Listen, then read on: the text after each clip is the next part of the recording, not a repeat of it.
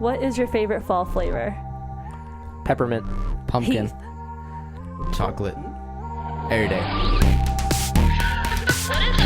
I was very excited to do this podcast. That answer just went so many different directions. No, let's not get into that. Well, let's get into it. Wait, what'd you say? I said just Heath. heard Heath. What's Heath? Heath, like the coffee flavor? That's a flavor? Yeah. I've never It heard sounds of Like the Gross. chocolate Heath? Yeah, but like in a coffee form.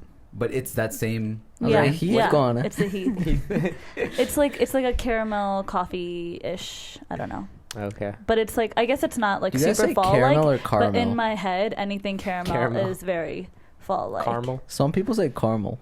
None of you guys like pumpkin spice? No, No, that's gross. We tried it one time. I like pumpkin pie. Yeah, that's why I said pumpkin for flavor. I don't like pumpkin I like the lattes and pumpkin stuff. one, like from Dunkin', like the taste of pumpkin, but not pumpkin spice. It's No. okay. It's not like, but it's not something that I would like Nah, it ain't voluntarily it. get. It was gross. Yes, it ain't it. Gross. I do like pumpkin though. I like just by pumpkin itself. pie. I said peppermint. Yeah. Peppermint is a good. I That's feel like like Christmas. Christmas really though. good. But I That's have that not- all year. It's all Yeah. year for me. No, but Really? specifically around the Christmas time or when it's colder, I feel like the That's when it peppermint hot hits. chocolate or whatever. Nah, Smacks it's harder. gross. It's yeah. Yeah, I don't want that's when it toothpaste hits. in my It's pretty- coffee. And I you just said chocolate. you're such a chocolate fiend. But I that's feel not like- a fall exclusive. No, it's not. But I think that people tend to eat more chocolate around. Yeah, that's Yeah, true. 'cause candy. time Because because of of the Halloween. candy. Yeah. Yeah. Oh snap! So chocolate year round. The That's worst what it part of the is. year is the head. The what? The head? worst part of the year is What the did you head. What? What do you say? like I said, the worst part of the year is the head. Like, What does that mean? I've never heard that saying. Why do you keep saying that? Explain yourself right now. it's because I'm just saying. Like, I was just thinking about. I'm just thinking about like. Get it like, out, Amber. Thinking about what? Halloween's around the corner, and then like candy, and then like Thanksgiving, and then like pies, and then like. What is What does that have to do with What worst does part of the year is that? head? I've been working really hard No, not to no, have guys. that. She didn't say the head. She said a head. That's like what the I word said. ahead. What Like do we you all thought you said is head, like just straight head. So we were all like, "Boy, what are you talking about?" It's Part of the head. year is a head. Okay, guys, to clarify, she said like going forward, the best time of the year is The coming. the worst. Oh, the worst time. Which is We false. all- It's the most sweet, tempting part of the year. A little Is miscommunication, head. a little explicitness thought- early on in the podcast. You guys thought that I said the worst part of the year is head. No, is a head. Like That's a what- head, like a little. No, I heard what you just said. Okay, this is getting already too dirty Yeah. early on in the podcast. Thank you guys for October. welcome to Strange Bottom. Flavors. This is brought to you by Alif Theory. My name is Shimmer. I'm for us. My name is Amber. And special guest on the podcast today. Gang, gang. Not It's a your guest, boy, co-host. Guest The guest co-host. co-host. the most host with the most, David. David. Are you done? For some reason, he still goes by David, but then says that that's not his @ anymore. Yeah. It's You- not. Is it Dower Power? Is it Dower Amir _ Is it David? It's whatever you want it to be. I think it's still David. Yeah, it's always David. Anyways, you can find us on all over social media, on Facebook, Twitter, Instagram, and there's YouTube. And yeah, that's where you can watch our podcast. And then you can also listen to this podcast anywhere where you listen to podcasts such as Stitcher, SoundCloud, and Apple And Podcast and Spotify. And yeah, and then if you want to email us with some stories or messages, which you actually did this episode, that is at strangeflavorspodcast@gmail.com. That's where also you can send your music. If Yeah. you happen to make music or someone that you know has some pretty fire music. Yeah, just send them their bars. Shout And out try- Shimmer just yeah. came out with his pop rock single. Yeah, Yes. inshallah, it'll be on this podcast. Cue to Did you editing send it for into us. Strange Flavors? Oh no, I didn't. Dang. You better better get on send that. it You to better email. send it to strangeflavorspodcast@gmail.com. It's not gonna make it this so it week. gets featured. Is it gonna make it next week? Well, luckily, your friend for us was nice enough to send it in to the email. Oh, Oh, yes. wow. See, So and that's what sometimes- I'm gonna have that's to what- check this email to see if this is factual. I'm typing it right now. And that's what you can do with your friends if they have cool music. You should Wow. really do that with your friends. Yeah. I feel like Yeah. if you have a dope artist friend, you should promo them and be like, yo, you know what? People need to hear this person. Right. Yeah. Let me get them on this podcast. And then people will be like, wait, what is that? Yeah. You know? Don't you guys do that all the time where you're like either watching a movie or TV show or you're out somewhere and you're like, what is that? And then you're like, Shazam. Yeah, that's how I discovered Lizzo. Okay, Nice. yeah. Yeah. Cool. She's up and coming. Mm-hmm. We actually we've been watching. My brother and I have been like religiously watching the show Ballers What's on that? HBO. It's with Dwayne the Rock Johnson and like a bunch of these athletes, and it's a really cool show. But the whole track list in that is so fire. Like every time a song starts playing, we already have our Shazam out. We're like, this is about to be fire. And Do you it guys usually watch is. Euphoria? That is really good I soundtrack. still need show. to I watch watched that. one episode, but like I heard that somebody in your family has a subscription to HBO, and if they pass that over, I can finish watching it. I There can you neither go. confirm nor deny that. Now Neha. you just put her on blast. Now everyone's Everyone's gonna be emailing. That's what they're gonna email about, not music. The only thing I mind about people sharing accounts is like sometimes we'll get on, like we were watching Ballers, right? And my brother and I got into a fight because I saw that all these episodes were No, we didn't get watched. into a fight. You just accused me. So who watched it? Anyway. So all of these episodes were watched, and my sister doesn't watch the show. Like, what's going on? And it was Ahmed, our neighbor, and I texted him. I was like, "Yo, have you been watching these episodes?" He's like, "Yeah, sorry, I got carried away." We just told him about the show a day before, and he had already passed 4 seasons. Wait, how do you watch 4 seasons in one day? Yeah, How? Yeah. How he does that finished happen? the whole Ask show in him. 2 days. He watches The Office He said he's seen it like 4 times, like over. and there's like 10 seasons. It's Yeah. hard to watch all of that Yeah. at once. But some people watch shows I can't do that. like crazy. I have the smallest attention span. That's I do why. it once, and then like that memory is just. Why do you think Ahmed says he's busy? He's watching Office, Ballers, everything, binge watching the whole season. It's crazy. Hmm. So yeah, Shimmer said that you can send in, questions you guys have or any sort of like voice notes and stuff. And actually, we have one from Abdullah Anwar. all the way from Australia.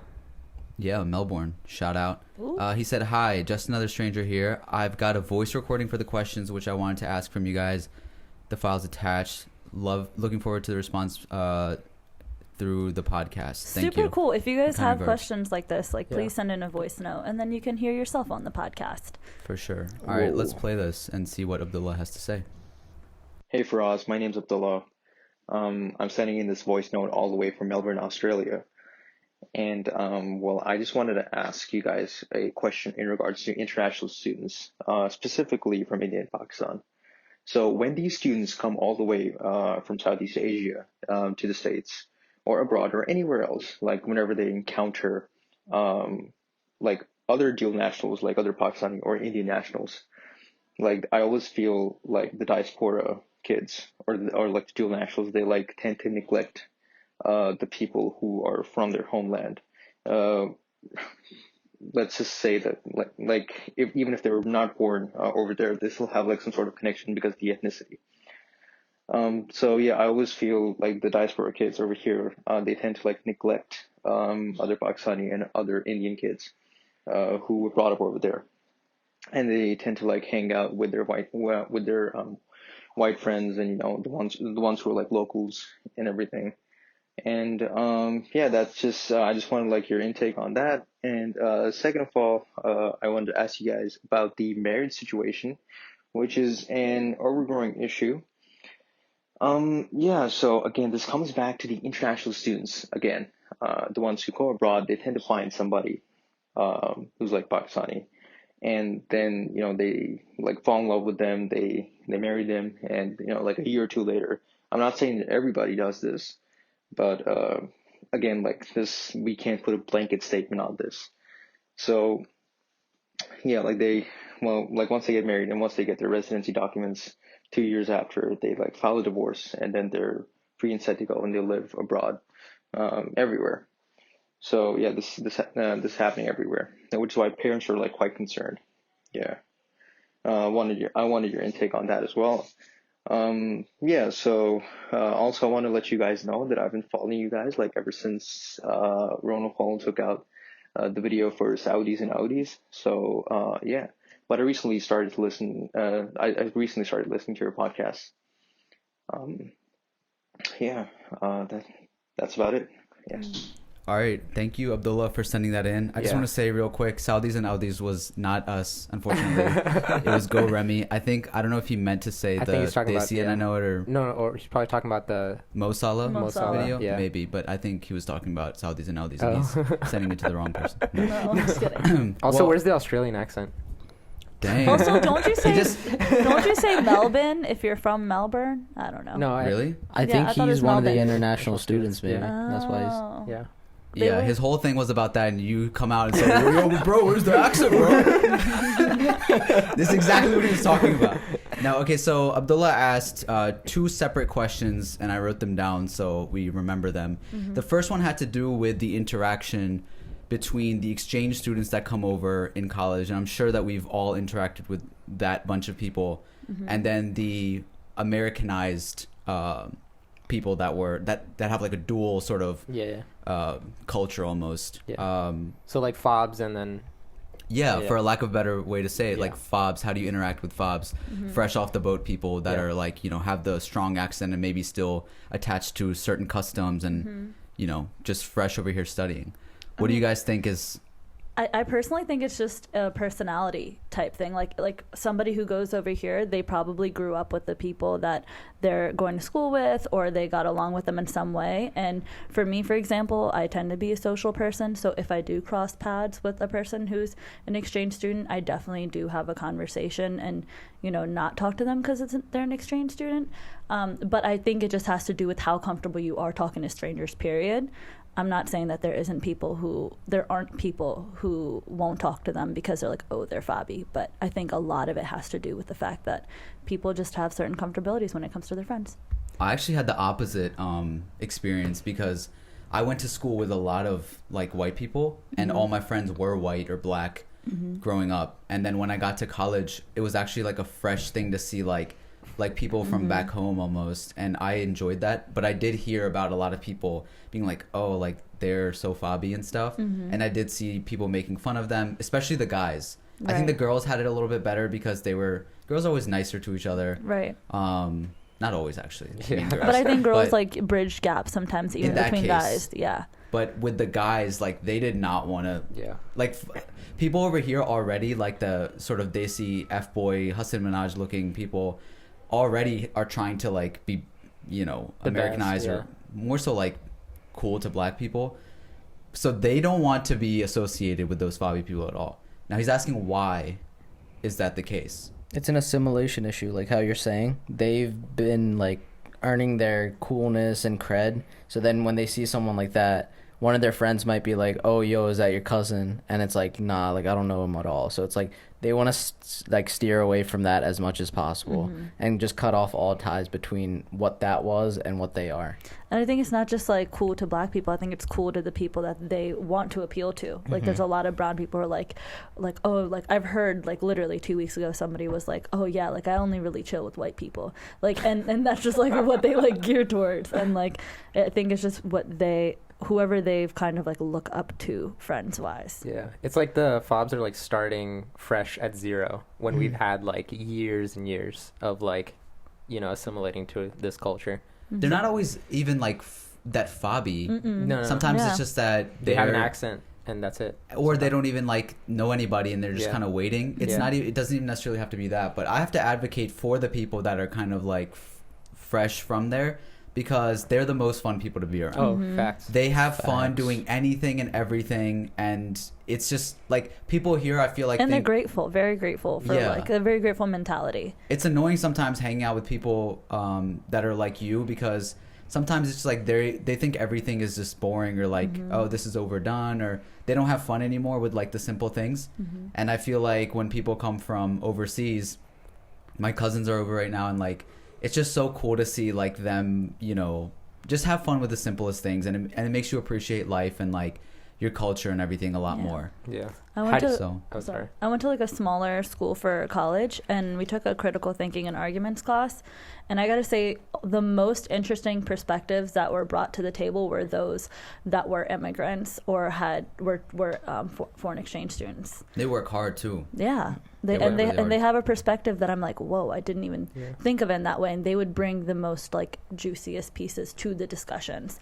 They have Facts. valuable input. Yeah, I was gonna ask, what do you guys think like both sides should do to like bridge this gap? Or what do you think could happen? I think it really depends on how much campus life you're trying to be a part of. Right. If you're about that, then maybe if you want some sort of like validation for your own fun and like going out and someone to stick by that you're going to equally experience this with, it's gonna be a much better spot for you having somebody who is like from overseas than somebody who might push you in the wrong direction. And what I mean by that is like a lot of these people are here like on a mission, focused to go back home, and like they know not to like go too wild or anything, or to make it here. Yeah, right. They have a goal they want to do, and they say, and they have a timeline. Yeah. Like, I need to do this by this timeline because I have to be in this country. So they're very goal oriented. So they have a more balanced take, I think, than people that over here that are like kind of take things like this for granted. Like, yeah, like I'm just gonna have fun in college, and then if it doesn't work out, I could go to this college, and I have all my life because I live here. So I think that realizing that is important. And then there's not really much I think that they could do from their end. I feel like if they just put themselves in more situations to be around more people, like that's it. Like club, I think it's the same university thing, and stuff. Yeah. campus life, because the people who we had a lot of foreign exchange students in at University of Baltimore, and a lot of it was that the people who were most involved on campus, everybody kind of knew them. Yeah. Okay, so the second part of his question was people who are kind of marrying for the visa. Did I get that right? I think that was it. Yeah. That's what it was. He's saying that people look for someone over here to get married to and then get a divorce. Well, it's happening like all over the world. Yeah, They're right. going to like It's not different just- countries. Yeah. There's actually a Staying. show about this on TLC. It's called The 90-Day Fiancé, where people here think that they're in love and in a real genuine relationship with someone from another country. Yeah. And it'll be like, people that clearly don't make a match. Like it'll be, some like handsome looking Egyptian dude and then some like really kind of obese white woman, who is over age. And Amber, okay, fine, fat white lady. I'm trying to appeal to. Wait, how do they know like it's gonna be a 90-day thing? Also, isn't that Like, set how up do they start because recording?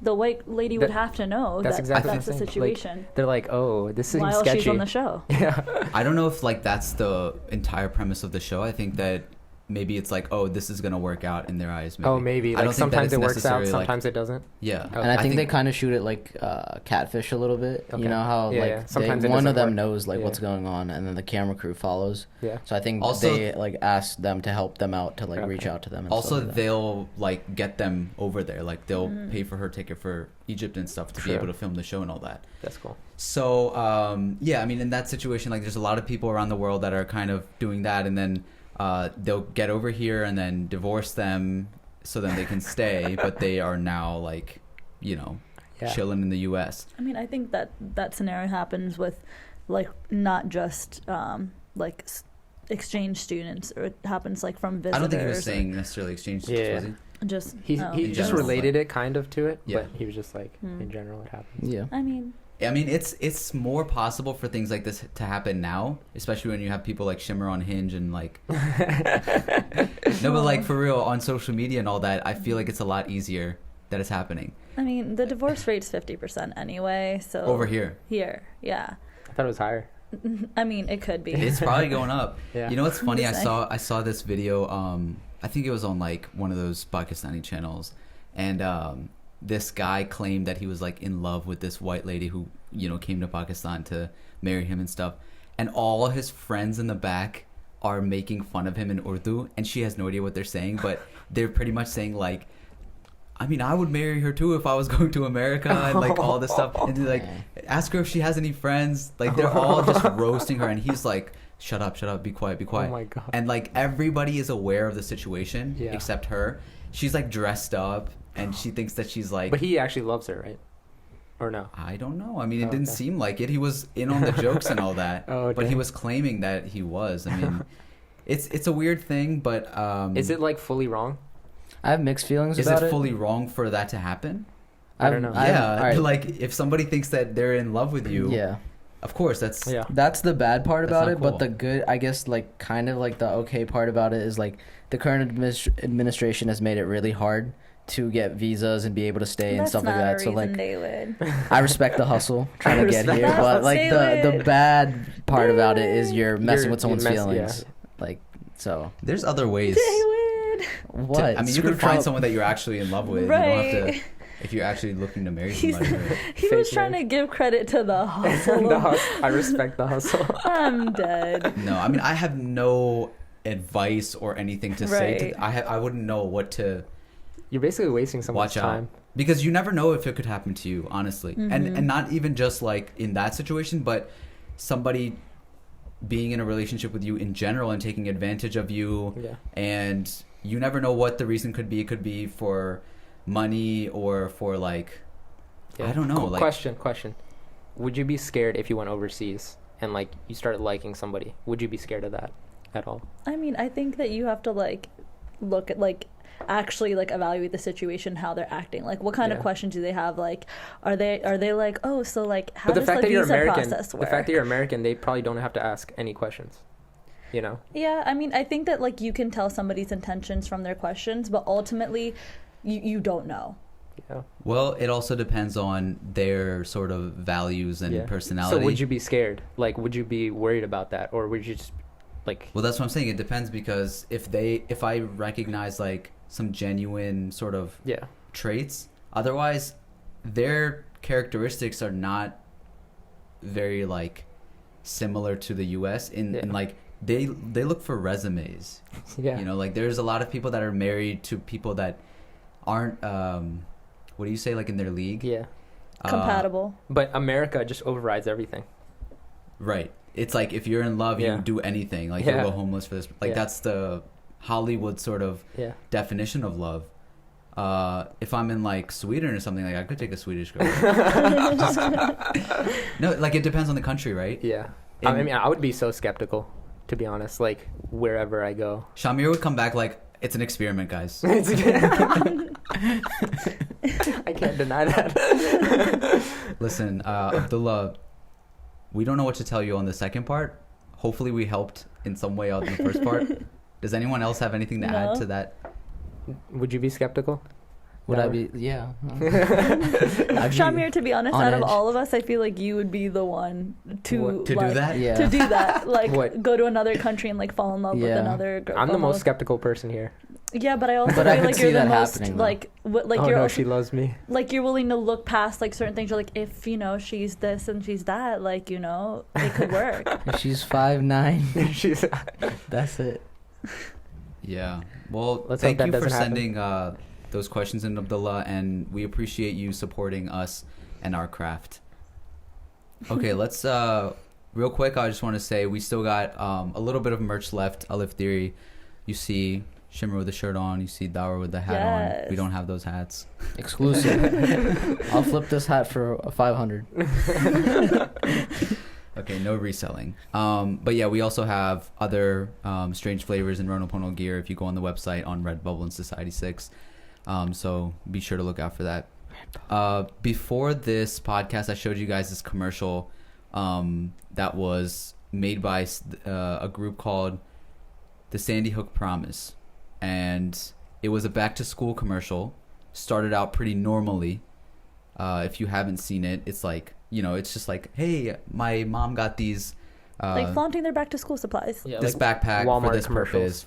Yeah, it's like a normal one, and then you start seeing stuff going on in the background, and there's like kids running and screaming, and then suddenly it turns into like, my socks. Thanks, mom, for getting me these socks because they're an But ultimate then- lifesaver. And then she's like tying up A this girl's wound. wounds. People are running, and then people are protecting themselves with scissors and colored pencils, and at the end it wraps up with this girl on her phone, and she's like, "Thank you, mom, for getting me this phone." And then you hear like Footsteps. the footsteps. of the and she shooter. gets quiet. That was honestly like the scariest part. Like Yeah. my heart dropped when I saw that part of it. It's just like, Made Yeah. it very real. yeah. But That was an amazing. I mean, like commercial, like well made to like deliver the message. Like I also think it was like if I, as a parent, if I saw that, I would be very scared. yeah. So like, if it's trying to get somebody's attention, it would definitely get my attention as a parent. Yeah. I don't know if it's you What know about the political. people? yeah I don't know if it's the best way to go about it. I don't know what the best way would be, but I think it definitely gets attention if that's what they're trying to do. I think, I mean, as far as getting the message across, I think it is the best way because you have actual kids and you're just like, you never see this aspect of it. You only hear about it from the outside, but you don't ever see actual kids and what they're going through. And I can't imagine like what it would be like to be in that situation and what the kids are doing. Like, these are kids. And so to see that in this video, it's like, it's really heartbreaking. But a lot of people did say that like, this is going overboard, this is too much. And I want to know, like, what do you guys think? Is this like putting kids in this sort of commercial and showing that? Is it too graphic? Is it too much? I think as a child, it might be too much. But I think that if it's trying to get the parents' attention and then create a conversation, and it seems like they gave resources. Am I right? Yeah, so the Sandy Hook Promise, like, once you go on the website, it shows you, it pretty much, their whole thing is like how to look for the signs, and it's bringing awareness to, if you have a gun in your house or someone you know has a gun in your house, like, what are the signs that your kid or someone's kid might be going towards that? What are the signs of depression and suicide? And how to, like, sort of prevent that from happening. And there's a lot of statistics on here. Like, in 4 out of 5 school shootings, at least one other person had knowledge of the attacker's plan but failed to report it. So that says 4 out of 5, you know, like, and there's a lot of statistics like that here. And this is, you can find this all on sandyhookpromise.org, which I'll link in the bio. I mean, I think this is like a last resort type thing, right? You never want like kids to be scared of shootings. You never want them to like be prepared for that kind of thing. It shouldn't be in their mind, right? But since it's a last resort, because, you know, like, nobody's doing anything in politics, like, preventing this, right? No one's doing anything to prevent this. So it's like, let's make a message so that everyone can see it and everyone can do it. And maybe we do have to have it in our minds to know how to prevent it. Yeah, like, they took the job as humans into our hands to do it for one another, because we can't rely on anybody else to do it for us. Yeah, it's sad that it's so normalized, too. I think it's sad that this commercial exists, but it has to exist because we've seen so many news stories about school shootings now that these kids have just become numbers now. When you see this commercial, you see the actual kids in this environment and how it goes about it. Like, so it makes it really real. Yeah. I think also, like, it's weird that the kids know what's going on. And usually when it comes to political situations, kids are kind of put to the side, and they're like, you know, this is a grown-up's, you know, conversation, so they don't need to be in this. But I saw a TikTok, and it was almost scary to see.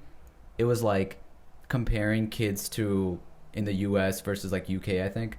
And it was either that Foster the People song. What is it? Oh, yeah. Or I think it might have been Pumped Up Kicks. It was either that or Paper Planes, where there's like the shooting. And when that plays, it's like kids in the US versus kids in the UK. So when the shooting happens, the kids in the US take off an earphone and look back, and the UK kids just keep studying. Oh, wow. And that's like, that to me is like, it didn't make me laugh. Like, TikToks are supposed to like make you laugh and like be like whatever. It kind of just made me like pause for a second, and I didn't have anything to say to that because I'm like, there's actually how I was gonna bring that up. There's a bunch of kids that are doing TikToks about school shootings. It's like dark humor stuff. So you know the song like Bulletproof? Next time I'll be bulletproof. Okay. So like a bunch of people did the same exact video where they're saying, oh, like, I'm gonna like talk to the weird kid, and then they lip sync like, next time I'll be bulletproof. And it's like, jeez. And then there's a bunch of songs that have like school like or guns in it, and it's like kids in the classroom, and then they're running away as they hear like the gunshots going. So they're like aware of what's going on, but they're using dark humor to kind of cope with it. Yeah. I guess the moral of the story is like, it's not as much about the commercial as it is about the environment around it. And like until why that it was changes, created. like, you can't really stop people from creating things like this, and especially the kids from knowing what's going on and continuing on to that. Like, it's not funny. Yeah. And if it starts becoming funny, like, that's gonna be a sad day. Amber, you wanted to bring up some things regarding the sort of mental health situation. Right. So yesterday was World Mental Health Day, and this year it hit a little bit closer to my actual daily life than usual, because a few days prior, one of the people that I see on a daily basis committed suicide. Oh no. And so one of the things that I wanted to talk about on this podcast is that for me, when I saw this individual, I personally saw them as somebody that I admired. I used to refer to this person as a beast. I thought they were beautiful. I thought they were strong. And at the gym? At the gym. Okay. Wow. And this is somebody that I would look up to as an inspiration when it came to working out. I would constantly tell her, like, oh my gosh, I want to look like you. And I don't know if you guys remember, I actually showed you her picture 3 or 4 months ago, and I was like, guys, guess her age. Like, she looks amazing and stuff like that. Yeah. And so the point is to say that this is somebody that I admired and I felt like was such a strong, beautiful person. And at the end of the day, she didn't feel that. And that's what took her life away. And so I just wanted to put a little PSA out there that sometimes your biggest enemy is your own mind, and to not let yourself get in the way of your own potential. And I think some of the ways that you can deal with that is just becoming comfortable with knowing where you are. And there's no need to feel ashamed to be aware that you're having an anxiety attack, that you're going through a depressive episode. And the more that you are aware of it, the better that you are equipped to handle it. So get to know yourself, how you process information, and what resources you have around you in your weak moments, and identify the people in your life that you can go to when you feel like you're at your lowest.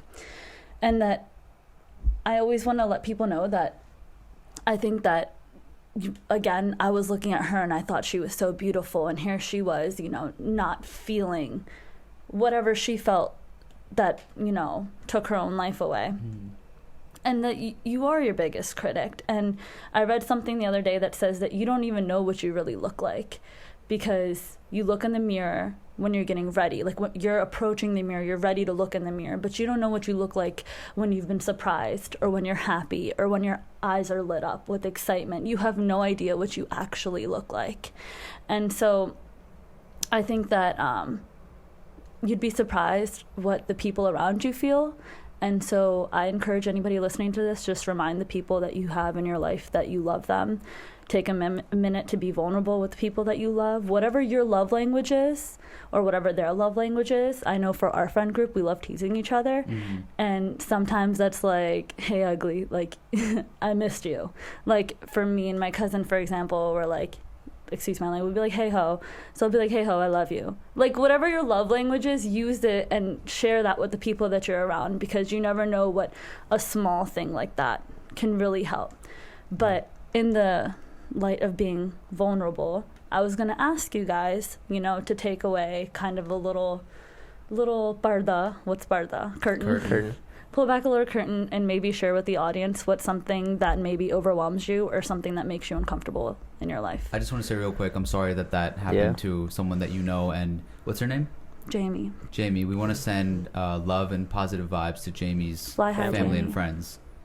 Okay, so the question is, what's something that overwhelms us? What's something that might overwhelms you, something that makes you feel uncomfortable, or like strike something in your life? Everything. I know for me, it's like the unknown. Like, anything that I'm, starting fresh with, and that I might not feel so comfortable with, that's something that makes me really uncomfortable. But I also thrive off of like getting to be really good at that. I don't know. Yeah, I think that's a relatable one for sure. I think sometimes for me, it's maybe not doing enough. I often think that sometimes in, people's lives and like those around me, there's more that I could be doing for them. Even just like being there, listening, checking in on them, because I don't personally like need that. I've never like been someone who kind of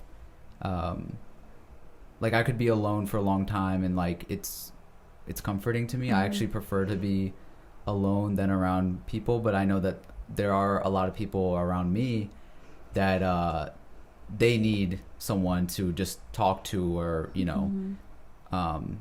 just share the room with, or just some energy. Like, I know like a close friend of mine who sometimes they would just come over, and like they didn't even need me to speak to them or anything or check in on them. I could tell that something was like wrong, but they just had that sort of comfort of like being in the same room and like knowing that this was kind of like home almost. Like, oh, I always come back to this place and like this makes me feel it's good. a constant or a consistent place they can go back to. Sure. Yeah. So yeah, that's what I think for me it's like being vulnerable sometimes, like in a way of if I do have like bad feelings or something, I won't tell anybody. And I feel like it's overwhelming to express to somebody because it makes me feel like weak or something. So so my headspace is always like, let me try to fix it myself. And most of the time it helps, but sometimes I'll just like have opportunities where I hang with friends and I don't even tell them, just me hanging out with the friends just makes me feel better. So I think, yeah, that's something that overwhelms me. David? I think for me it's just like overthinking and overanalyzing things. Like just trying to be somewhere where I'm not even like to the point that I'm not enjoying like where I am like in like actually at. Like I'm thinking about the next thing when I should be actually living in the moment. Interesting. Well, I hope that all of the things that we talked about today, that we take a moment to try to confront them within the next week and work towards it to be a better version of ourselves. That's fire. Thank you for bringing up that cool subject. And then a little something kind of along the lines of, you know, the world of, you know, mental health and just, you know, people dealing with different issues. Something that I thought was really cool is that Sesame Street came out with an episode about a child having a parent that deals with an addiction. And having been in a childcare setting for 9 years, I've kind of witnessed a lot of children who had dealt with their parents dealing with something, but they don't have the resources or, for example, as teenagers and adults, we have 13 Reasons Why, right? To like relate to, you know, whether it be suicide or sadness or whatever it is. And I actually thought it was very cool relating to the story that I just said with Jamie from the Gem. One of my friends and her friends has two children who looked up to her as an aunt. And the way that they had to approach the subject was by asking them, you know, do you know what suicide is? And what do you know about it? And by kind of bringing that knowledge to the table and then approaching this subject, like, well, this is somebody that we know that has now done this. And so I think it's really cool that Sesame Street has taken a way of, these are relatable characters they see on a weekly basis or a daily basis that they're comfortable with, characters that they've seen. How old are kids that watch Sesame Street? I'd say like 2 to 7. Okay. So I think that a lot of times, for example, a lot of the kids that are in foster care tend to be around that age. And so they've had, you know, topics such as racism, gender equality, autism awareness, foster care, addiction, all those types of things. But the children tend to, you know, express their energy by lashing out behaviorally because they have nothing to relate to. And I think it's interesting that I'm just now kind of seeing in the last week specifically having, you know, this happen in my life and then seeing Sesame Street do this kind of, you know, more worldwide. I think that I applaud Sesame Street for creating awareness about these topics at that age for the sake of relatability, so they don't feel alone and, you know, they don't have like documentaries or anything like that's developmentally appropriate. None of those things are developmentally appropriate for a child, such as documentaries, 13 Reasons Why, stuff like that. So this is something that they're able to break down in a developmentally appropriate way to these children. But, you know, that's my take. What's your take on it? I don't know enough about how old these kids are that they'll be able to take in exactly what's happening. So I don't really know like if it's effective or not. I remember when I was little, like just enjoying cartoons and stuff and like never really getting a message from them. Like it was just cartoons. I know Sesame Street's not a cartoon, but just like all those kids shows. Right. But like we would also watch shows like Full House, which there was like a life lesson in every single episode, and it was corny, but it was like it was there and you really understood it because it was real people having real like situations happening and it was entertaining at the same time, and I understood it. Right. So I would just be curious to see like if they're actually absorbing it and what it means to them. For me, growing up, like I'd watch a bunch of cartoons, like most kids, and I was like 6 or something. And there's this show called Static Shock, and it's about a black superhero who has like shock powers or whatever. And there was this episode where this like kid was getting bullied, and he brought a gun to school. Oh my god! And I was like 6, and I still remember this episode. And the kid, he was getting bullied so bad that he wanted to shoot the bully, but this other kid got in the way, and he shot him. And that other kid was like the best friend of the superhero. I remember this episode. Yeah. So like that episode, just even though I was 6, I fully understood the like, white the cyber feeling. kid, right? Yeah. And like the fact that you still remember it shows that like it's effective. The fact that you still remember it, like, and I don't remember most of the episodes of that show. See, I remember that episode. I do remember that episode, but I don't remember it in the way that you're remembering it. Yeah. I was like, dang, his best friend got shot. It wasn't like, oh, you should prevent it, and like this is loyalty and stuff.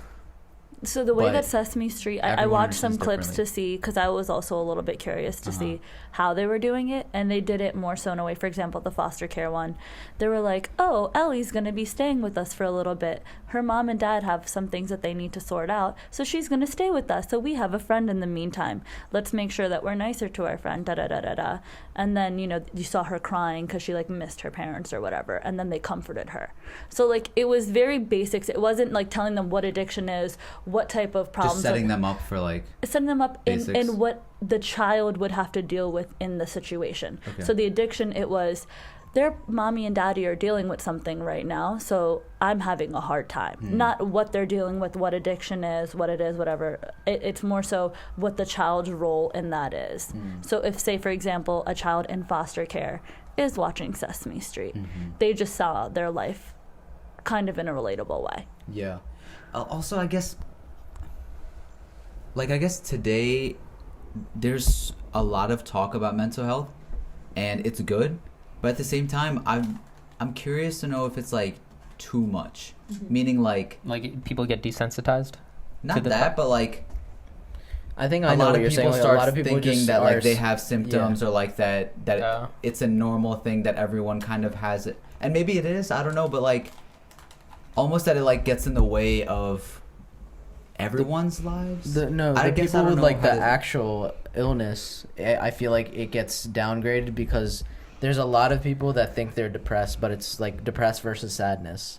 So there's some people that say they claim that they're depressed, but you just had a bad day.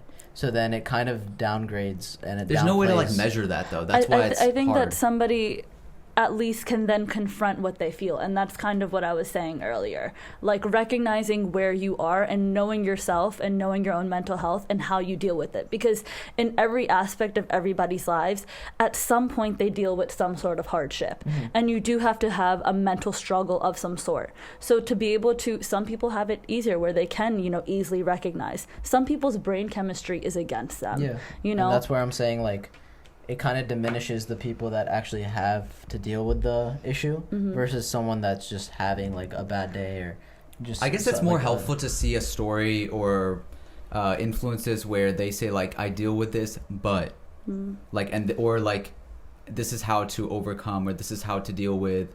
I guess that's more helpful than just saying like. Like I don't know. I think like in I don't wanna, moments, like for example, I can say I've been through depressive episodes in my life. Like I specifically remember an episode that we were recording last fall, and I remember a question that a user had submitted was, what does happiness mean to you? And on this podcast, I passed up that question because I didn't feel like I had an answer for it at that time. I genuinely, from my heart, didn't have an answer. And that moment taught me that, okay, I just feel weak right now. I'm going to be okay and everything like that. But now I can sympathize with those.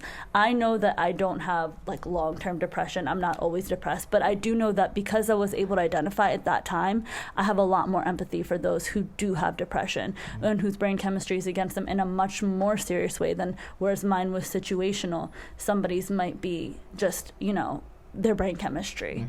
And I think that that also brings a lot of awareness for others. So what I'm saying is people might overclaim it, but then also they have to confront what it means. And I think that if anything, that's helpful because then they can apply that for other people.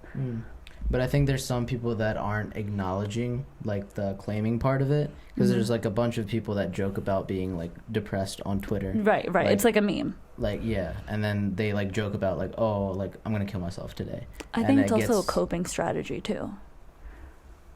Slightly. I don't know. I guess we need more education on it. Mm-hmm. But I'm just saying it helps when people share like real stories of like, I guess, real situations. It's just hard to say because we don't know what's what. Right. It's so hard nowadays to know Yeah. like what's real and what's Like not. like I almost. saw a tweet. Someone was like they're feeling bad, and it seemed like a legit tweet. So I messaged the person. I was like, "Are you okay?" Mhm. And then they're like, "No, it's just a joke." And I was like, "Oh dang." It's a joke. Like That's Yeah, then, like, that's the tweets I'm Then for the talking about. future, that kind of screws you up. yeah, 'cause you're exactly. Like, oh, are they joking? They're like, I "Don't know. take my Twitter seriously." I'm like, "Oh, okay, I Yeah. get it." It's Well, weird. I mean, I'm gonna applaud you still for reaching out. Like, good job. But like, the you did tweet your- seemed real. Like Mhm. I've seen like a bunch of funny tweets and stuff like Mhm. that, but that tweet seemed like legit, and I was like, "Let me Mhm. see if this person's okay." And then, but I Yeah. guess I should, you know, Either- anytime you think it's real or Yeah. you should always I check. guess you should. Yeah, absolutely. But, you know, shout out to everyone who's advocating and educating people on World Mental Health Day. Hmm. All right. And shout out Joker for also taking on Oh, that was mental crazy. illness. Yeah. Hmm. Shout out Joker. Like the film, like the no, Shout out Joker. the writer and stuff. Shamir, you really enjoyed that movie. I love that movie. I'm still thinking about it. I thought it was like really nice, like Oscar worthy type of Yeah. movie, but to watch it with like friends in the theater, it wasn't like that great of an experience. It wasn't that like entertaining as like the other Joker. But I think this get one's more enjoyable in an intimate setting. Yeah. Like you'd appreciate it more. No, yeah, definitely. It's definitely to be appreciated, but it Like was like boring at times. Like I had my to me. funny friends next to me, you know, like Uh-huh. my friend Monty and stuff, Yeah. and like he would look at me anytime like something, I guess, happened, Serious? like serious but Uh-huh. funny at the same time, I guess. Okay. And he would look at me to see if like I was laughing, and I was like not laughing throughout the whole movie because then like it's a serious movie. Yeah. So it's definitely like an independent like art film Yeah. type thing. Yeah. That you don't want any distractions. Yeah. Yeah, superheroes. What? No, the way that this Oh, movie yeah, was Amber is doesn't watch very like superhero realism. movies. It's very realistic. Yeah. I told my Oh. mom to watch it; she would enjoy it. So, might watch it. Okay. So I should Mom, watch did you it. watch it yet? Huh? Mom, did you watch it yet? On the subject of movies and TV, We're getting to the lighter section a of the little- podcast. a little late with Lilly Singh. Ooh. Have you guys seen this? I have not Disappointed. I've seen the promos everywhere. So disappointed. I don't What do you watch TV. Well, first of all, let's but set it up. clips. Superwoman, aka Lilly Singh, now has a late night TV show that comes after Fallon and and Seth Meyers. she's like a top Shout YouTube out. star, 12 million something subscribers. She's been on YouTube for a decade. She Yeah. was on YouTube for a decade. So now she has this show. Mhm. Yeah, I mean, I'm with my brother. Like, Like it had so much potential. Like I was so hyped for it. Like super proud of it. Like yo, like What's wrong with it? well, here's the thing. Like, it seems like from the YouTube comments and everything that it's an amazing show, and from the way that she's reacting, that like everyone's loving it. And this is one of those things that I have a problem with when it comes to like the forced positivity and like the support. Yeah. Where I support Lilly Singh Mhm. as a Same. brown person and her hustle. Yeah. But I've never been a fan of her content, Mm-hmm. and this on this level of like the talk show, it's for me it's like even worse because there's not as much like creative content as there is like, hey, I'm a brown woman and I'm bi every 2 seconds. Mm-hmm. And it's like, are you gonna stop? Are you gonna just like make content and like show why you're talented or Mhm. why you're special, why you deserve the spot, or are you just gonna keep appealing to like the cringy minority people that only want to see their people in that spot just to have that spot, like non-deserving? Yeah. And I can compare that with people like Hassan Minhaj, who has won the Peabody Award multiple times for his work that he puts in and his whole team to like literally researching and crafting this show, The Patriot Act, which is an incredible piece of work. Yeah. Like, there is real substance there. This is almost like... What is It's she just doing? like- Like she's just bringing on guests and then being like, "Oh, you're It's awesome." just making fun of white people the whole time and like and claiming that I'm a brown girl who's bi like over, and she like keeps. it's just like, you know how like some people do it subtly, like the political stuff. Hers is so blatant that it almost makes it's cringy. It's so cringy. It's very cringy. It's so disappointing because it's like, it's such an easy sort of escape. Like it's so easy to be a minority and get up on stage and say like white people this, white people that, without having to be creative. Now look at Dave Chappelle. He makes fun of every race and religion and whatever, it doesn't matter, but he does it in such a creative way, the way that he tells his stories, that it's just like hilarious, because you could be of that race or whatever and still find it funny, which people do. Yeah. So, and in this case, it's just like, you can't just have a spot like that and then think that you don't have to work and all you have to do is be yourself. Like, I'm sorry, but be yourself is great, but it doesn't just mean like say what your skin color is all the time and say what like, and I'm not saying that that's the whole show. Yeah. Because there is like, I think what's her name, Mindy Kaling came on and she kind of saved her. She was like very entertaining, but sometimes it's just it's really hard to watch, for me at least. I've been watching all the episodes, like when it comes to like the monologues, and I think that it's really entertaining when she interviews the guests. I think she like has a cool way of interviewing them. She stops them every like 1 minute to make a comment about herself though. Well, It'll be like someone will be like, well, I'm working on this book, and then she'll literally like stare at the camera and be like, and by the way, it's How to Be a Boss by Lilly Singh. Oh, I mean, I thought that was funny. Okay, I guess we have a different sense of humor. I don't find that funny at all. Yeah, and so then it's annoying actually. But her monologues and stuff, I definitely felt that in the first episode, and also the first week. But I like it now. Like, I like her show. Okay. Yeah, I was one of her fans when she was on YouTube, and I, like, my brother used to think she was the cringiest thing in the world, but I actually enjoyed her videos, and I think that, like, I'm kind of that audience, and I really enjoy her show. Do you think it's good for people, for her audience and people outside her audience too, or? So I think that you would definitely have to know, like, where she's from. She'll tell you. Yeah. Don't worry, she'll tell you. She'll tell you, like, she'll mention, like, oh yeah, like being on YouTube or whatever it is. I think the reason why she talks about herself too much though is because she doesn't have a show from scratch. Like, late night has kind of a format when it comes. But this is from scratch. She chose to do it this way. She wanted that sort of format. She chose it, but the monologue, the interviewing guests, those are all standard things that late night. But what she chose, she said she wanted it that way. There's only like, I mean, maybe you can change up the whole game, sure.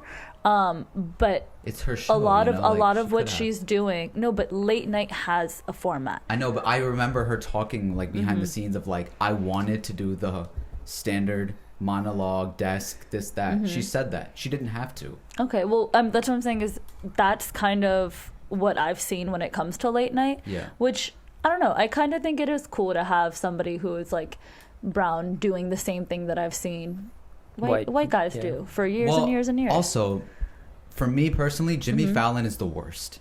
Yeah. I don't know what you guys think, but he's cringy. He's so hard to watch too, and he does a bunch of fake laughing the whole time. It's so fake. Even Ellen, I'm a huge fan of Ellen. You guys know this. I can't watch her that much. Bush thing now. Okay, we're not going to talk about that, but like, it's hard because it's again that like forced sort of like, we're best friends and everything you do is great. And I'm more into people like Charlemagne. Conan. That's the opposite. Listen. Quite literally the opposite. Conan is great too. Conan is like, Conan's real. He's real. He keeps it real, and Live he audience. talks about what's going on. Even what's his name, Colbert. He's not that bad because he asks like real what questions. What about Jimmy sometimes. Kimmel? Jimmy Kimmel is kind of annoying a little bit. He's So you're not a fan of like a lot of the late night hosts. I feel like these things are... James Corden's the best though. Well, like look at the people that don't have that format, or like people submitting these questions ahead of time, whatever. Sean, what's his name from Hot Ones? Yeah, he does. Sean Evans. Sean Evans, right? Imagine, why is Sean Evans so great? Because he makes it completely about the guest. Yeah. He pulls out and does research. He knows, and he becomes popular for not like, people don't know a lot about Sean, but every guest that comes on will compliment him, and like there's some guests that are even like, I love the questions you asked. Like this happens a lot. Yeah. Whereas on these other late night shows, that rarely happens, and you see people like dreading to be there. You see people bored because there, I guess, like people send in these questions ahead of time and they already know what they're going to be, and then they have to go on Fallon, Kimmel, whatever, and answer the same questions for each different audience. So you're against late night as a whole? No, not entirely. I understand the format, but I feel like Lilly, she didn't have to do what she's doing right now. But I think that from her point of view, she did change it up in the sense that she said that she wanted like the writers in the room had to be like 50% woman and diverse and whatever. Like in her sense, I think that. But why? But you have to understand that it's geared to what she wants. I know, but like why is it that you have to say, okay, I want 50%? It's not even 50. There was like a little promo she was doing where she was like, add in one white guy, and then the white guy comes in and she makes fun of the white guy. Mm-hmm.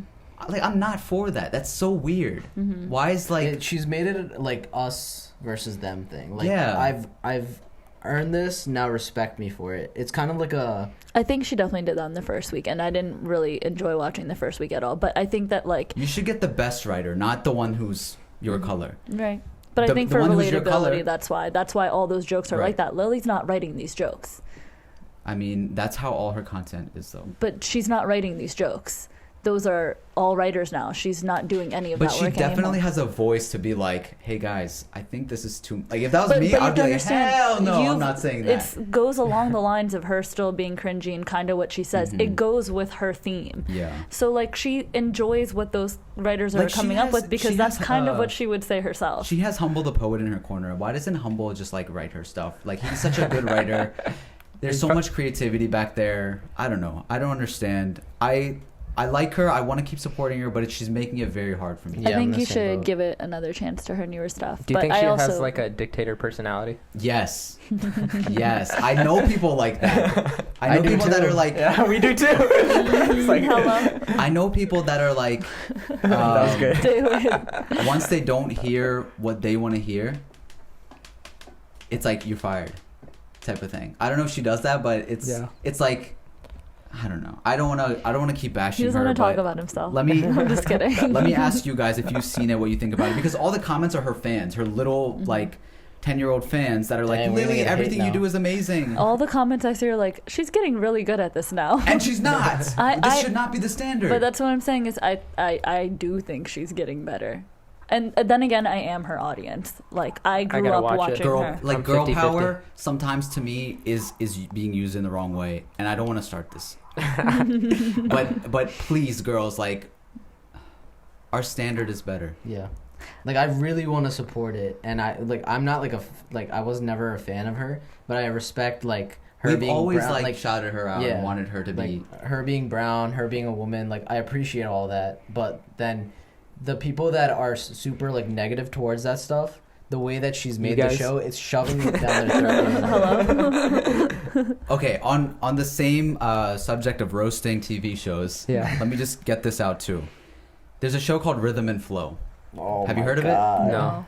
It's like a rap American Idol. Also a potential to be a really good show, but then got botched. Okay, so Rhythm and Flow, they go to different cities and try to find like the next new best hip hop artist, right? Okay. Yeah. The judges are Chance the Rapper, Cardi B, and T.I. Oh yeah. The I saw them on Ellen. I saw him on Ellen. The cringiest selection. Right. The cringiest selection. T.I. right who's now. not hip anymore. Yeah. Cardi B, you have writers for you, so you're not like a rapper. And then Chance like is album. On and off. Yeah. Well, that's not the thing. The problem is not if they're old or not. That's never a thing. I think the shows that work, right? Like American Idol, it worked for a very long time because you had Randy Jackson, Paul Abdul, and Simon Cowell. Knew what he was talking Simon about. Cowell is like, he finds talent. Randy was a producer. Paula was the one who was like an artist, but she was nice. But at least you have different, approaches to the judging.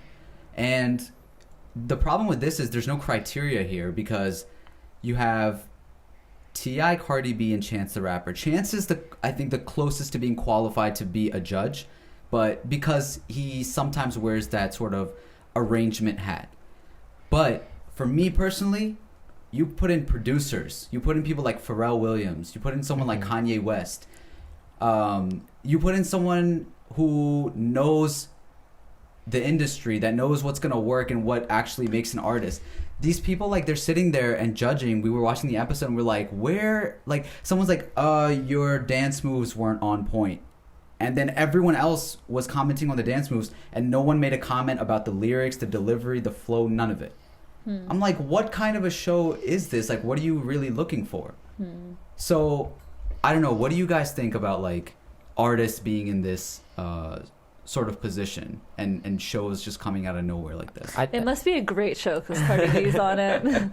Welcome to the Cardi Nicki News I think of the week. No, I'm just I think Cardi would have been a great host because I like watching her judge. It's funny, and they had a guest judge. You wanna know something? That's what she says. They had a guest judge, Snoop Dogg, and Snoop is awesome. Like Snoop is a godfather of rap. Like he is one of those people, but at the same time, he does not know, like he's a fan of everything almost. Yeah. He enjoys everything. He's like a people's person, but he doesn't really know. He was like just smoking the whole entire show and just going. Yeah, the technical aspects of like and the artist factor. Yeah. There's people that know that, like Kanye. Yeah. He knows when he hears something like that's an artist. Yeah. And so like it doesn't make sense to have these people there. I feel like Chance is sitting there being like, well, could I collab with this person? From the show's perspective, I know why they chose these people. Because they're the biggest. They have great personalities online, quote unquote. And like they needed people that are gonna get them views. T.I. Well, he has like a huge black community following. Like older, he'll get the older people. He has a lot of respect. He'll get the older people in. Cardi B will get all the girls and all the. It's also people. Atlanta, Chicago, and New York. Yeah. I sure as hell wouldn't care about it if Cardi B wasn't on it. You wouldn't care? No, I'm saying that like that makes me more interested to watch it. Yeah, like I wouldn't care about the show if she. Like there's a show, I don't know if you guys watched this one. It's called Songland. Oh yeah. That one's actually really amazing because all of like they're not judges, but they're all producers, and then an artist comes in. And they make a song from like one of the songwriters that like writes the song. So these producers know exactly what they're talking about and everything like that, and they'll help that songwriter get to the artist. Like it's super cool. Yeah, I would blame the producers of the show.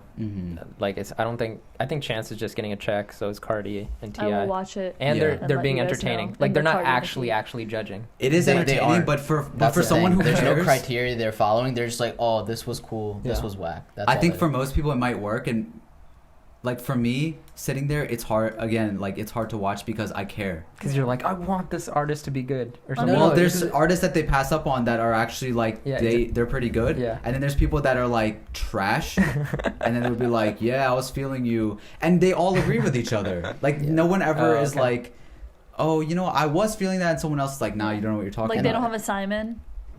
It's not even. They don't have anything. like the what is it? Devil's Advocate. Let me tell you, like Chance, he would be good on a show about business. Like, if it comes to like a show about like making your own app or not app, but like about business ideas and like how to approach that, because he's been in the like entrepreneur's hat for a long time, and like he was this independent artist, and he's like had to make these deals. So maybe if there was a music show related to that, or just an entertainment show in general relating to that. Just hit record again, Amber. I can't. You're out of space? No, the temperature of the phone is too hot. Jeez. Yeah. Okay, it's fine. We don't have a. I guess we. All right, we don't have video anymore. Sorry about that, guys. Or maybe it'll cut off at some point. Yeah, I think it'll. That's fine.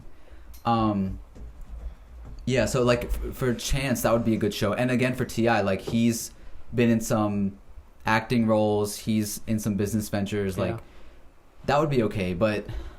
This was like the first one. What are people doing with these shows nowadays? This was like the first one. Like every other show like this has been for like singing, like country, pop, and stuff like that. Never really for like rapping. So I just feel like the standard is going down overall in like shows. Not just shows, but just like maybe not like movies. I don't know. It's just annoying because just it's content. like. Just content, because like there's so much many saturation. good people out there, and like it's so easy. Frost, you go do it. Tell him T.I. leave right here. Chance, I mean, I'm not. Unknown labels Cardi coming B? for you. Good day. Unknown media. I'm not like cloud chasing for that reason. I'm not like making what everybody else is making just to make it.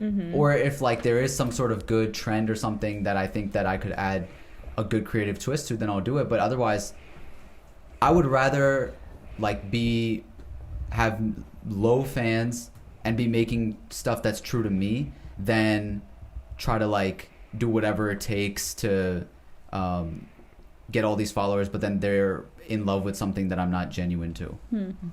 Which I don't know. I don't think that everyone's doing that. Like they have the option to like, oh, let me switch on my like genuine gear now.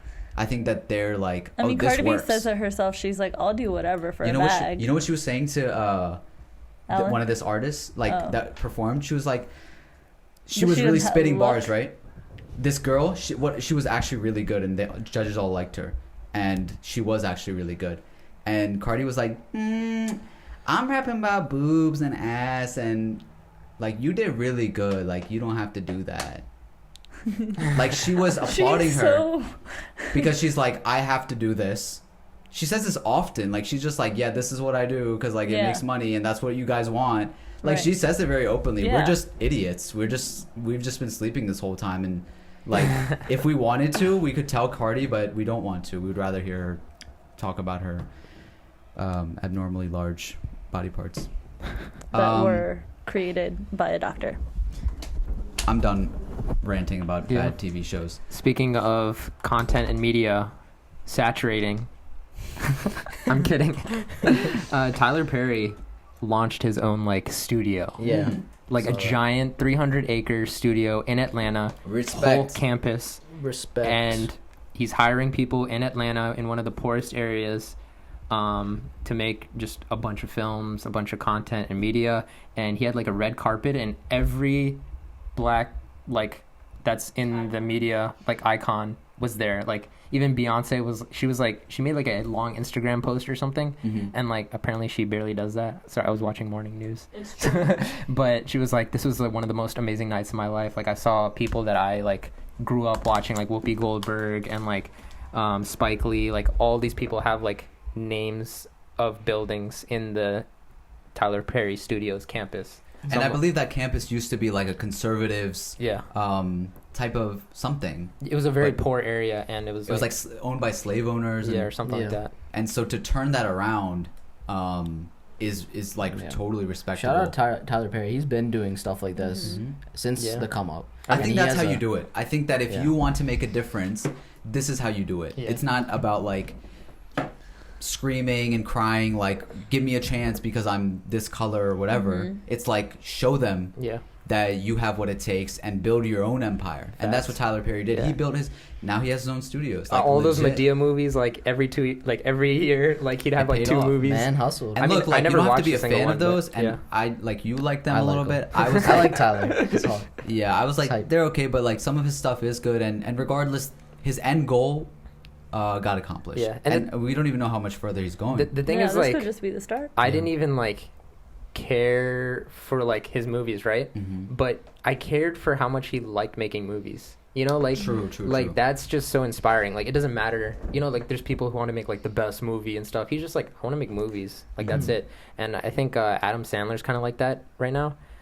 He's not making like the best movies, but you can tell. I didn't even know he was making movies. Yeah, he's making. He makes like 2 a year or something. Really? There's been like 3 that he put out on Netflix. So. Yeah, and like he has his own. He's been having his own studio, like where he makes his own films.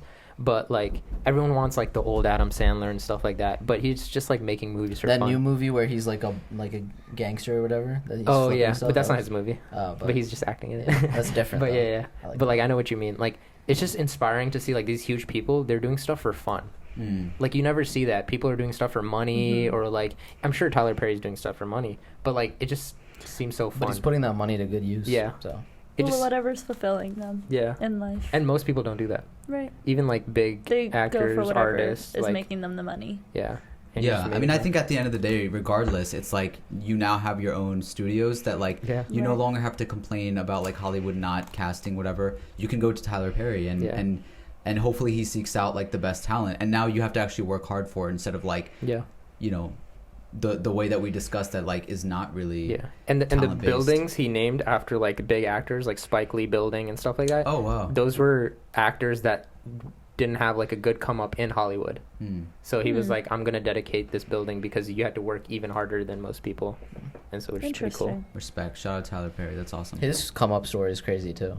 Oh, Hmm. dang. If you guys know about it, he got Don't. molested as a child and stuff. So it's wild. I want to hit one more topic before we close this up, and it's Justin Trudeau, Prime Minister of Canada, got caught in some old pictures wearing brown face. Wait, what was this? Wasn't it like a costume? What was Party, it? costume party, but Yeah. he was wearing like a turban, and he Yeah. had like a legit brown face. Really? It was like blackface, but I Oh, guess yeah. people are saying brown face. Because I don't know. he was dressed as like a. He was dressed as Aladdin. stereotypical- Yeah. Oh, What do you guys think? Are you offended by that? I mean, No. How long ago was it? It was like A what, long 20 years time ago? Why are you 30? not offended? I'm not. Personally, I think it's funny. Like, like I'm not gonna lie, it's hilarious, right? And I don't think it should. That's people have been doing that like 20 years ago. Mhm. You know, not saying it's right or whatever, but like it's just a joke. It's just a costume party. Like, and I So don't- then on that same thing, do you think blackface is acceptable? I'm not allowed to say that. What do you mean? Like, I feel Yeah. like I don't have, since I'm brown and he's doing Uh-huh. brown face, I don't He care. can speak on I it. can speak Okay, on it, okay. right? I'm not a black person, so I can't speak on blackface if that's right or I wrong. think there'd be a difference if he like dressed up as a terrorist and wore brown face, but he dressed up to be Aladdin, which is a lot more innocent. I don't Well, know I'll if he tell was you, I'm trying- offended. Was it confirmed that he was trying to be Aladdin? It said He's wearing Aladdin. It did say turban. Aladdin. I'm offended Why? because it looked nothing like Aladdin. And you think you look like Aladdin? Like You if you're want to gonna be like Aladdin, Aladdin so is bad not for us. does not have that whatever face. It was literally like blackface, and then he has a turban on. Like that's not Aladdin. When does Aladdin? First of all, blackface is like completely off too because Yeah. black people don't look like that. But it's just like, dude, you had a terrible costume, and like that should matter for criteria of like being prime minister. I would not vote for him again Oh my god. because it was such a bad costume. But- no, like people that are offended by it, like, I get it. Because Justin yeah, I Trudeau, understand. like he's been this, at least in like the rest of the world's eyes, been this really nice guy. It's like, Yeah. oh, this nice young handsome Yeah. prime minister who is like he takes trips to India and like he's the savior. He like says like Ramadan Mubarak every year and like But he's also, like, happy Diwali. Now we see why. He He's wants like, to be I'm one of He you. wants to be brown so bad. He's also like he lies sometimes too. Like he, says that he's He was for gonna- climate change and yeah. this and that, and then he builds He was like protesting. pipelines. He was protesting. It's like, boy, you can change it. Why do you have to protest? But he approved like pipelines being built, like, Yeah. and so he's He's not sus. really he's sus, yeah. So like this being found out, like I don't know It's how to feel about hilarious. him. It is funny It's that so it happened funny. to him, Yeah. but also like I would look at who he is, like right now, and I would focus more so on what is he doing for Canada, what is he doing for, is he treating minorities poorly? I don't think so. I think that he does have a strong relationship with especially the South Asian community, but Because that's a lot of his people. well, I mean, they take up a lot of Canada. Yeah, And, like, right. you can't deny that. You have to acknowledge them. And I think that this could hurt his Yeah, campaign. it I will think there's votes going on, like, in this month currently. We're actually, Jagmeet Singh is also running, who is... Oh wow. Uh-oh, he's like, oh, Who's you a thought Sikh? he was I've for been y'all, but brown I'm the real brown boy. He yeah, tried so to be me 20 years ago. it's also cool to see his story because at first all I knew was that he was Just Rain's friend. And I actually would, like, see him in pictures here and there. And then I heard him speaking on some Yeah. One law of Just things. Rain's friend is running for prime minister? Yeah, well, Oh, he's snap. it's more like Just Rain's his friend now. Yeah. Right. No, he's a big deal. He was a lawyer and now he's running, and He he knows what has he's a really talking about, incredible though. story.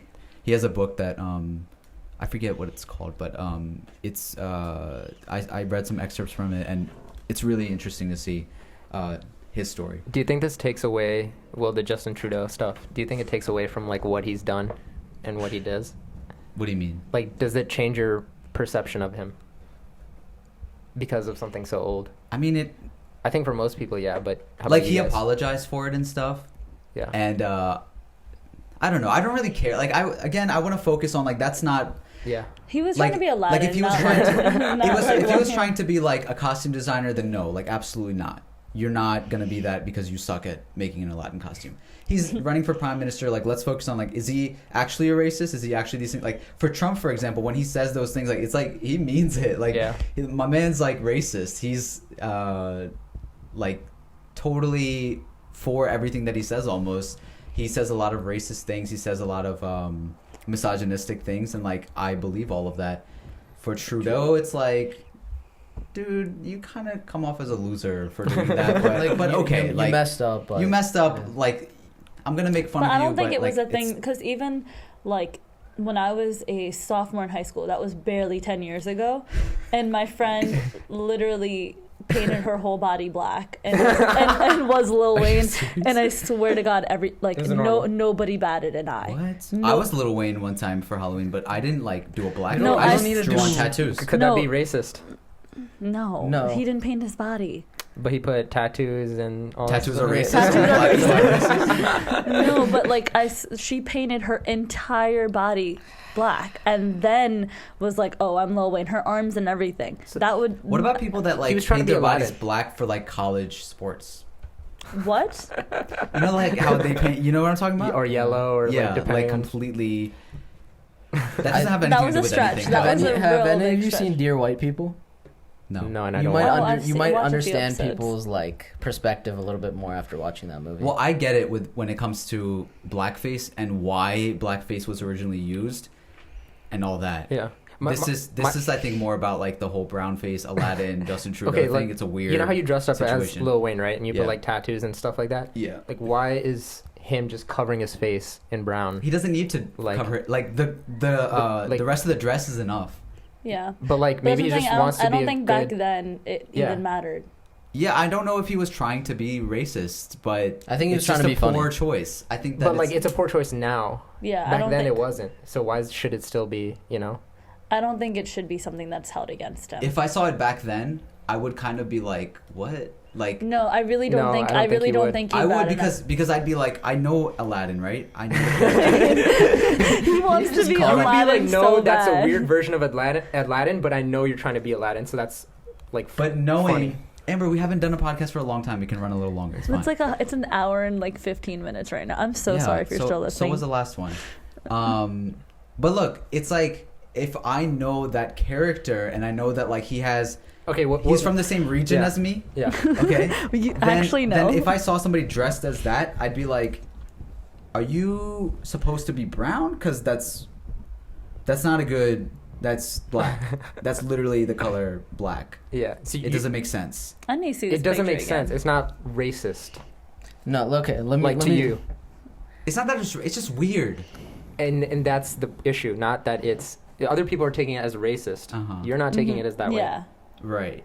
You see the difference? Okay, I see. Yeah. Like, yeah, I'm not offended by like I don't think he's trying to like be Yeah. like, oh. Let me tell you why I'm offended by it. It's because no, the same thing with blackface is like when other white people saw that, they saw it as acceptable and they started doing it. There's been so many more cases of blackface than brownface, obviously.